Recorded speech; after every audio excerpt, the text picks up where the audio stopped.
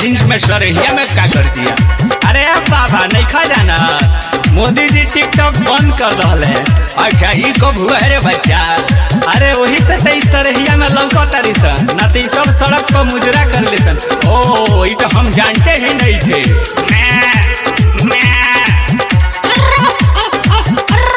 अरे बाबू तनी एक डिटेल हमरो के बता। अरे टिकटॉक पे होके खाना रे। अरे बंसी बाबा भाई सुना आजकल क्या होता है भारत में। अरे बाबू बता तो नहीं हम जाने। अरे टिकटॉक पे होके खाना रे। अब घर के रसोई में छनी है कचरी रे। अरे डबिया हमारे आँख से कम दिख रहा है सर, ये में टिकटॉक स्टाइल लोग क्या करता। अरे बाबा ये लोग बेकार बा। अरे पुजुआ बेचातिया बकरी रे, मुस्कान मचरावतिया बकरी रे। अरे पुजुआ बेचातिया बकरी रे, मुस्कान मचरावतिया बकरी रे। मुस्कान मचरावतिया बकरी रे।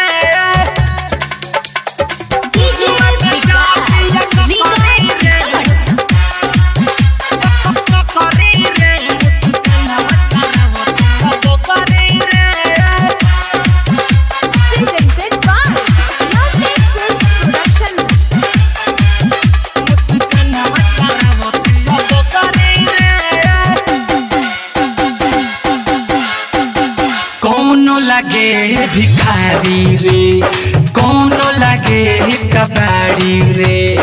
अरे कोई भिखारी लगबे करियो सन स्टार्डम गइल बा।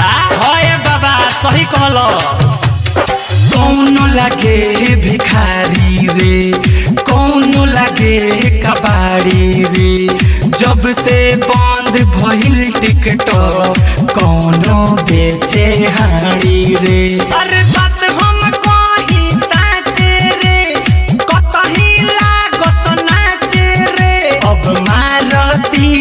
जुलिया पुल पमाछरी रे।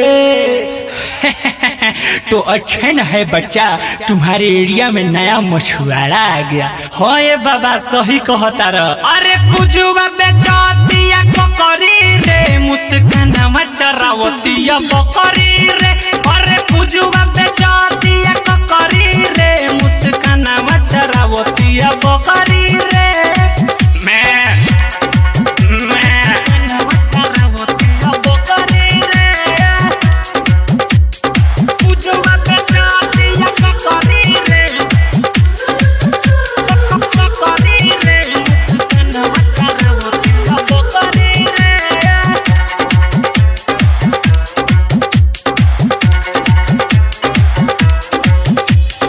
गुजरा रोड पकड़ी हस, लाइक खातिर मरी हसन। हाँ सही बात है, मोदी जी सही किए हैं टिकटॉक बंद करके मुजरा होता था स्टाइल।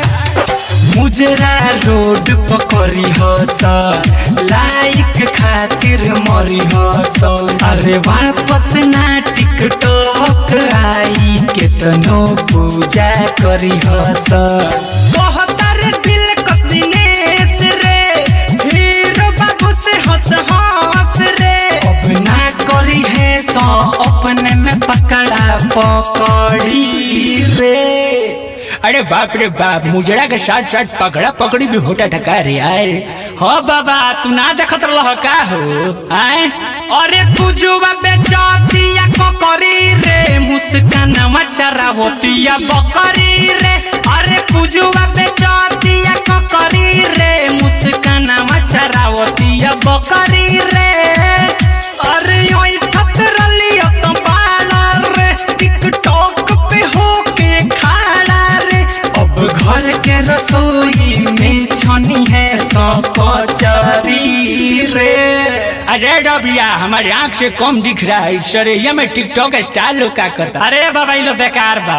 अरे पुजुआ बेचातिया बकरी रे, मुस्कान मचरावतिया बकरी रे। अरे पुजुआ बेचातिया बकरी रे, मुस्कान मचरावतिया बकरी।